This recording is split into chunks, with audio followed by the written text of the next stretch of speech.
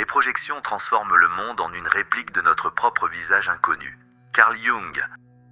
Avez-vous déjà vu quelqu'un cesser de se plaindre précisément au moment où il semblait avoir le plus de raisons de le faire ? Avez-vous déjà ressenti ce changement presque imperceptible chez une personne qui reste polie, qui reste présente, mais qui ne pose plus de questions, ne réclame plus rien et n'essaie même plus d'être comprise ?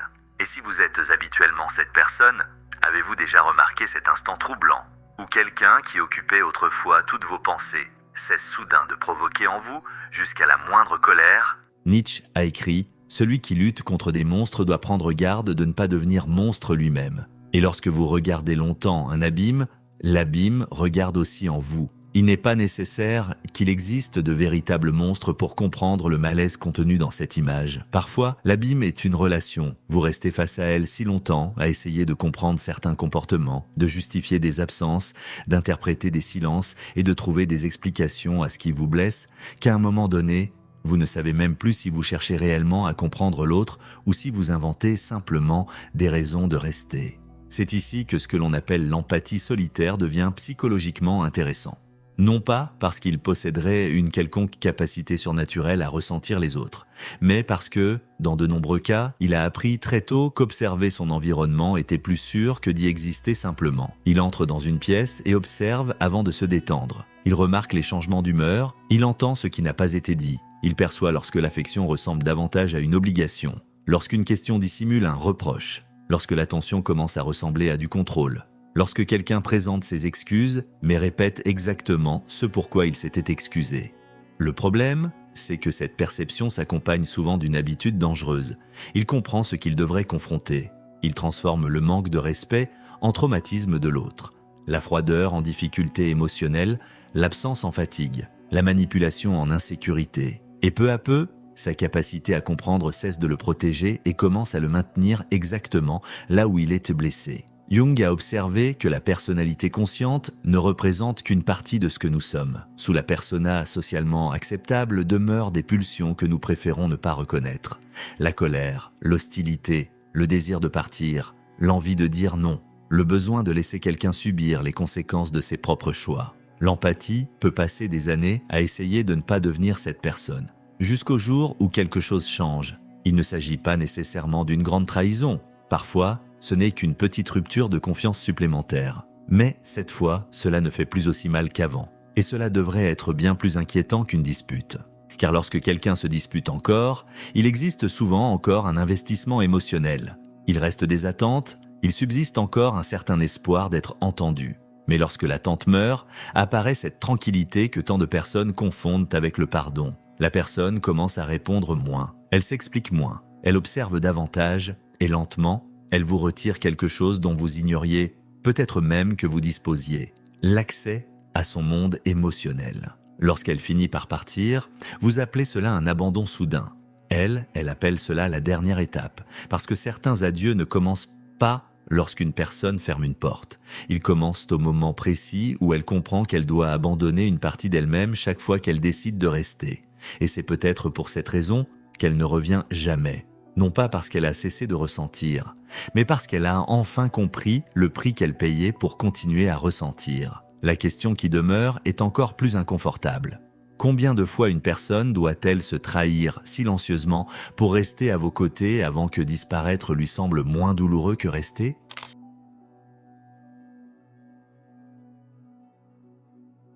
Il ne coupe pas le lien au moment où il s'en va. L'erreur la plus courante consiste à croire que la rupture se produit au moment où quelqu'un ferme la porte.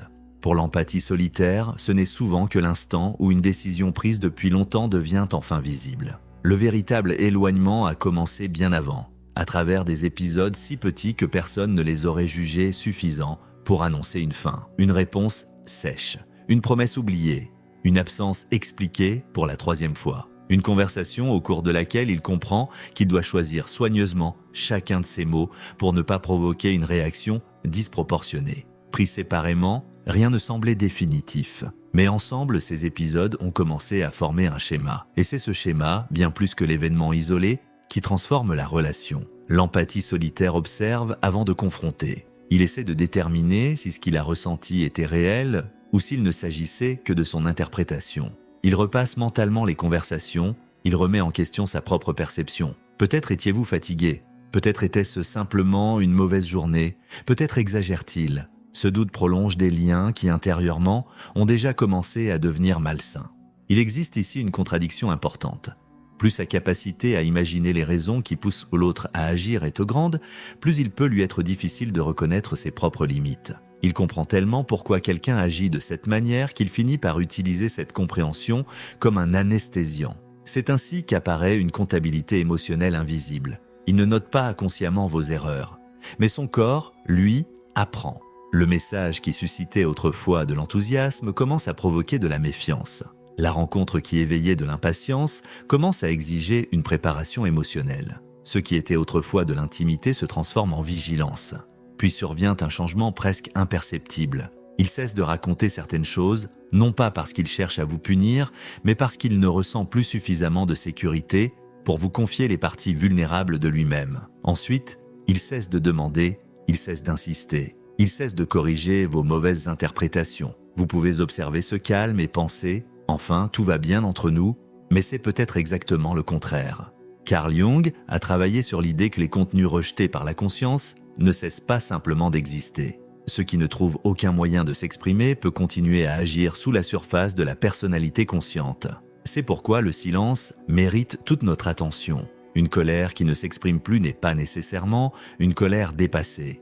Une déception qui n'est plus communiquée n'est pas nécessairement du pardon. Et une tolérance prolongée ne signifie pas que le lien est resté intact. Imaginez quelqu'un qui, pendant des années, essaie d'expliquer à son partenaire que certaines remarques ironiques le blessent. Au début, il le dit clairement. Ensuite, il choisit ses mots avec précaution. Puis il transforme sa douleur en plaisanterie. Finalement, il ne dit plus rien. Son partenaire interprète ce silence comme le signe que le problème est résolu, mais quelque chose de très différent s'est produit. Il a renoncé à être compris. C'est à cet instant que commence le véritable départ. L'empathie solitaire peut encore dîner avec vous, répondre à vos messages, vous demander comment s'est passée votre journée. La structure extérieure de la relation demeure, tandis que le lien intérieur perd progressivement son énergie, jusqu'à ce que survienne l'épisode final. Curieusement, celui-ci peut être insignifiant. Un message ignoré, une nouvelle promesse brisée, une phrase qui, quelques mois auparavant, aurait provoqué des larmes. Mais cette fois, elle ne provoque presque plus rien. Et cette absence de réaction révèle quelque chose de troublant. Cet événement n'a pas créé la fin. Il n'a fait que confirmer ce que des centaines de petits événements disaient déjà depuis longtemps. C'est pourquoi, lorsqu'il finit par disparaître, vous cherchez désespérément une cause. C'était à cause de cette dispute ? Probablement pas. Cette dispute n'était que la dernière pièce. L'éloignement a commencé au moment où rester auprès de vous lui a demandé d'ignorer encore et encore ce qu'il percevait, ce qu'il ressentait et ce dont il avait besoin. Vous avez vu la porte se fermer, mais vous n'avez pas remarqué toutes les fois où, silencieusement, il avait déjà commencé à la franchir.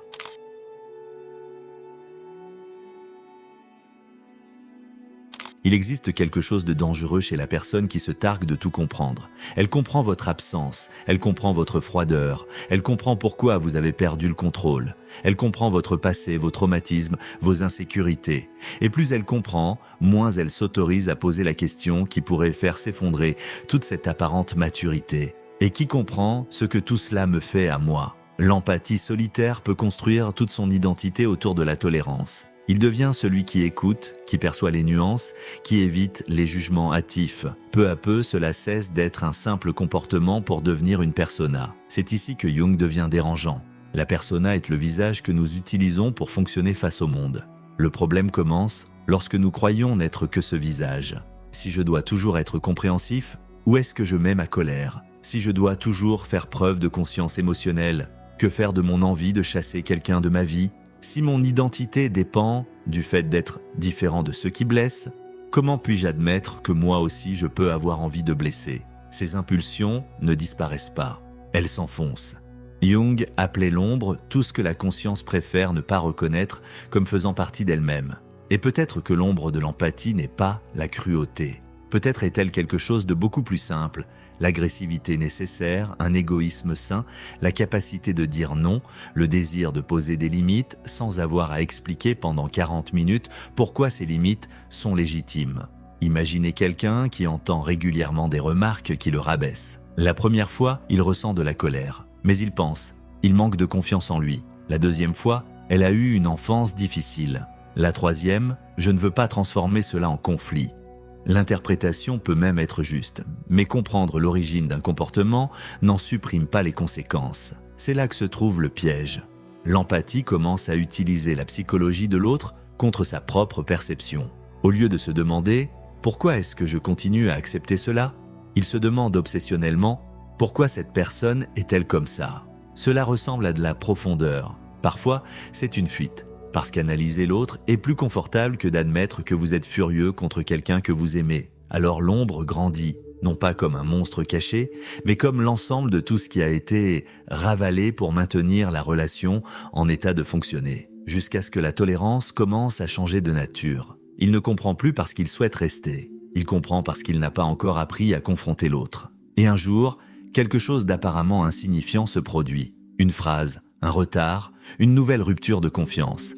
Mais cette fois, toute la colère qui n'a jamais trouvé de mots trouve une autre issue, le retrait. Aucune dispute, aucun jugement, seulement de la distance. Pour celui qui reste, cela ressemble à une froideur soudaine. Pour celui qui part, cela ressemble au premier moment depuis très longtemps où il n'a plus besoin de négocier avec lui-même pour continuer. Mais il existe ici une vérité moins confortable.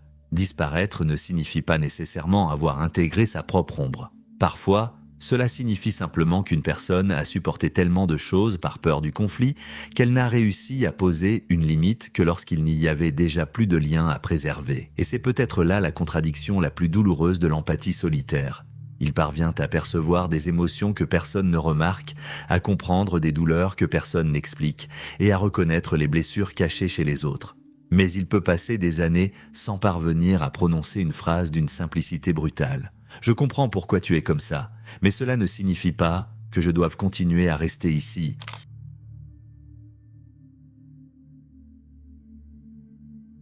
Il existe un moment, dans certaines relations, où demander pardon ne suffit plus. Non pas parce que l'erreur est devenue impardonnable, mais parce que quelque chose de plus profond a été atteint. L'image que cette personne avait de vous a commencé à s'effondrer. Nous ne construisons pas nos relations uniquement à partir de ce que quelqu'un fait. Nous les construisons également à partir de ce que nous croyons que cette personne est.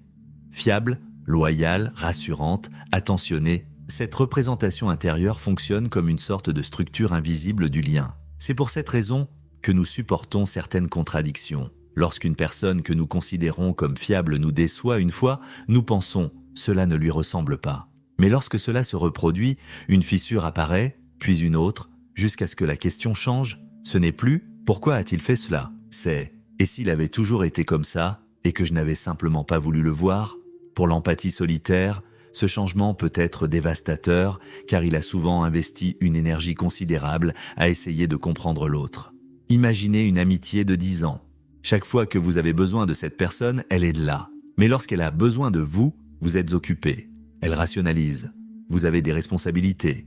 Vous êtes fatigué. Votre vie est compliquée. Jusqu'au jour où elle remarque quelque chose d'étrange. Vous trouvez toujours du temps pour ce que vous considérez comme important. À cet instant, le problème n'est plus votre emploi du temps. Il devient la place qu'elle y occupe. C'est ici qu'une forme de projection peut commencer à s'effondrer. Dans une lecture jungienne, une partie de ce que nous voyons chez l'autre peut également être chargée de nos propres attentes, besoins et contenus intérieurs. Parfois, nous n'aimons pas seulement la personne telle qu'elle existe, nous aimons aussi ce que nous avons projeté sur elle. Lorsque cette projection s'effondre, l'impact est brutal. La personne devant nous reste la même, mais nous ne sommes plus capables de la voir de la même manière. Et c'est peut-être pour cette raison que l'empathie devient si silencieux à ce stade. Il ne se contente pas d'évaluer votre comportement. Il revisite le passé. D'anciennes conversations prennent un autre sens. Des excuses autrefois convaincantes paraissent désormais opportunistes. Des gestes interprétés comme de l'affection commencent à révéler de la dépendance, de la culpabilité ou de l'intérêt. C'est presque comme découvrir une porte cachée dans une maison où vous avez vécu pendant des années. Physiquement, rien n'a changé. Mais maintenant, vous savez qu'elle a toujours été là. C'est alors que se produit ce qui déroute la personne qui se trouve de l'autre côté. Vous vous améliorez, vous revenez vers lui, vous promettez, vous faites des efforts, mais il semble déjà trop tard. Pas nécessairement parce que l'empathie cherche à vous punir, le problème, c'est que la confiance ne fonctionne pas comme un objet cassé qu'il suffirait de recoller. Lorsque la représentation intérieure change, chaque nouveau geste passe désormais à travers un filtre différent. Avant, votre silence signifiait de la fatigue. Maintenant, il peut ressembler à de l'indifférence. Avant, vos excuses signifiaient du regret. Maintenant, elles peuvent ressembler à la peur de le perdre. C'est cela, le véritable point de non-retour. Non pas lorsque l'empathie cesse d'aimer, mais lorsqu'il doit commencer à douter de sa propre perception pour continuer à croire en vous. À partir de là, rester exige quelque chose de psychologiquement coûteux. Faire semblant de ne pas avoir vu ce qu'il est désormais incapable de ne plus voir. Et lorsqu'il finit par partir, vous pensez peut-être que vous avez perdu cette personne lors de votre dernier conflit. Mais vous l'aviez probablement perdue bien avant. À l'instant où la version de vous qui existait en elle n'a plus réussi à survivre à la répétition de vos propres comportements.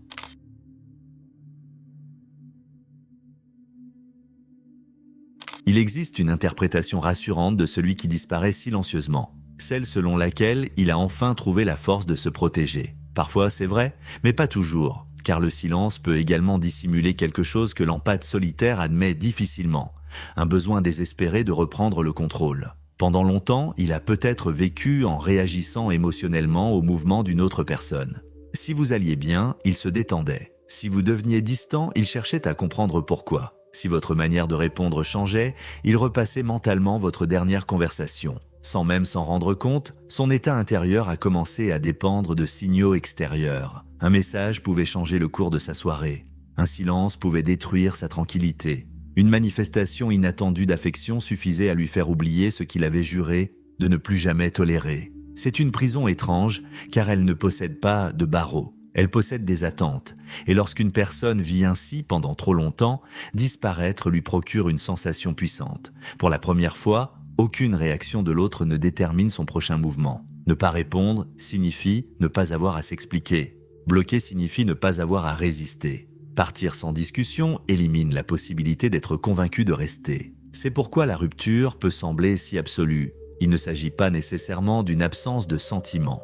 Parfois, c'est exactement le contraire. La personne sait qu'elle ressent encore suffisamment de choses pour être à nouveau entraînée dans le même cycle. Alors, elle construit un mur là où elle n'a jamais réussi à construire une porte. C'est ici qu'apparaît la contradiction. Une limite saine peut exister même en présence de l'autre. La fuite, elle, a besoin d'éliminer cette présence pour continuer à fonctionner. Cela ne signifie pas que tout éloignement doive nécessairement être discuté. Il existe des relations abusives, intrusives ou destructrices dans lesquelles couper le contact peut constituer une mesure légitime de protection. Mais transformer chaque disparition en signe d'évolution psychologique ne serait qu'une autre forme de romanisation. Parfois, l'empathie ne part pas parce qu'il a résolu son conflit. Il part parce qu'il n'arrive pas à l'affronter sans revenir sur sa décision. Jung considérait la confrontation avec les contenus rejetés de la personnalité comme une étape douloureuse du développement psychique. Et il existe quelque chose que l'empathe doit peut-être affronter en lui-même,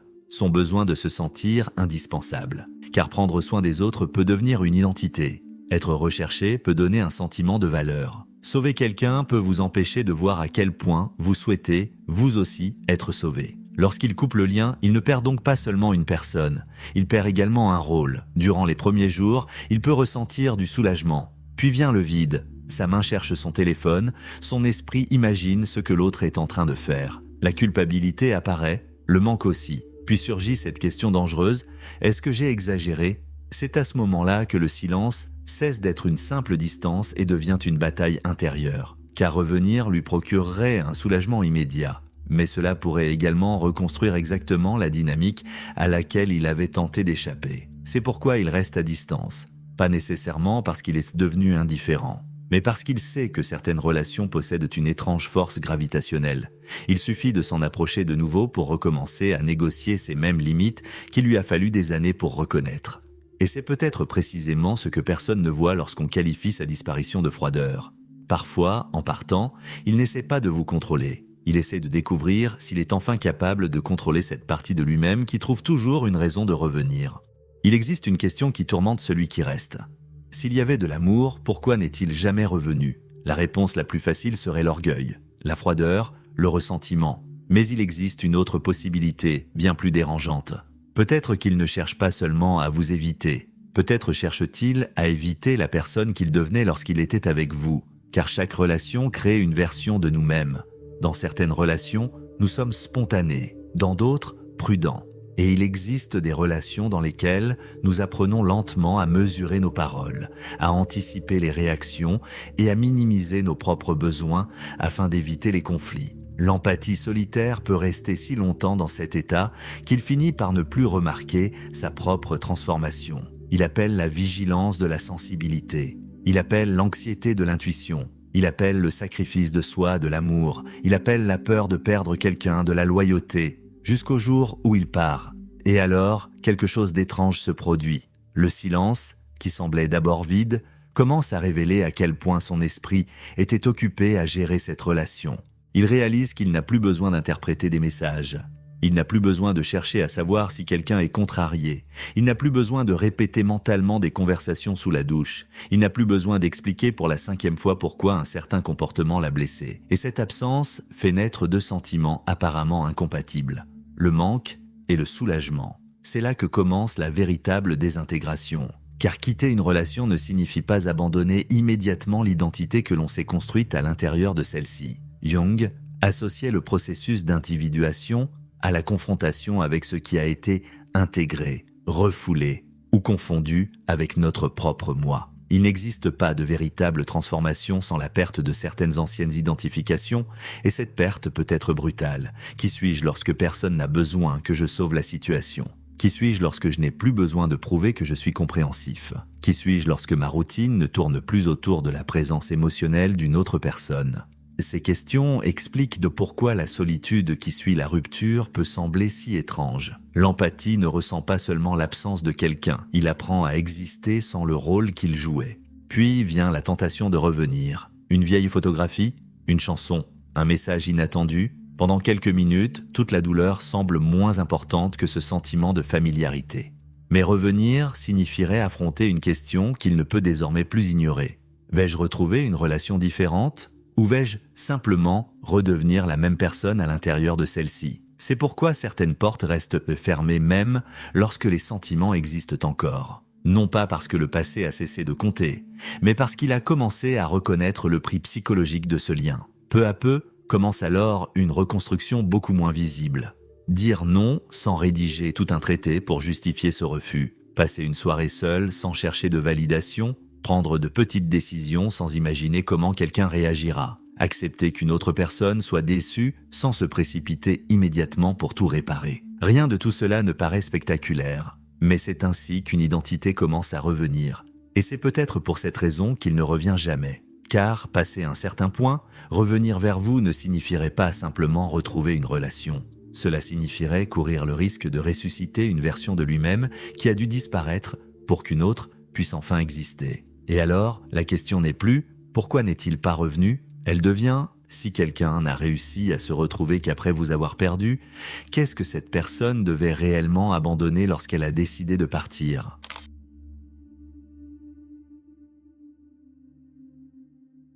Si vous êtes arrivé jusqu'ici, peut-être qu'une partie de cette vidéo a réussi à mettre des mots sur quelque chose que vous ressentiez déjà sans jamais parvenir à l'exprimer pleinement. Merci d'être resté jusqu'à la fin et d'avoir traversé cette réflexion sans chercher de réponse facile. Peut-être que le plus difficile n'est pas de comprendre pourquoi quelqu'un est parti, mais de réaliser combien d'adieux commencent bien avant l'absence. Certains commencent lorsque nous cessons de parler, d'autres lorsque nous renonçons à être compris, et certains commencent lorsque nous réalisons que rester dans une relation exige d'abandonner trop de parts de nous-mêmes. Maintenant, j'aimerais vous poser une question. À quel moment avez-vous compris qu'un lien était déjà terminé intérieurement, même s'il existait encore extérieurement ? Écrivez-le dans les commentaires. Votre expérience pourrait aider une autre personne à reconnaître un schéma qu'elle n'arrive pas encore à nommer. Si ce contenu vous a apporté une perspective différente, aimez la vidéo, abonnez-vous à la chaîne et partagez-la avec quelqu'un qui a besoin d'entendre cette réflexion. Et avant de partir, gardez avec vous une dernière question. Gardez-vous certaines personnes dans votre vie parce qu'un véritable lien existe encore ou parce que vous n'avez pas encore appris à supporter la culpabilité de les laisser enfin partir ?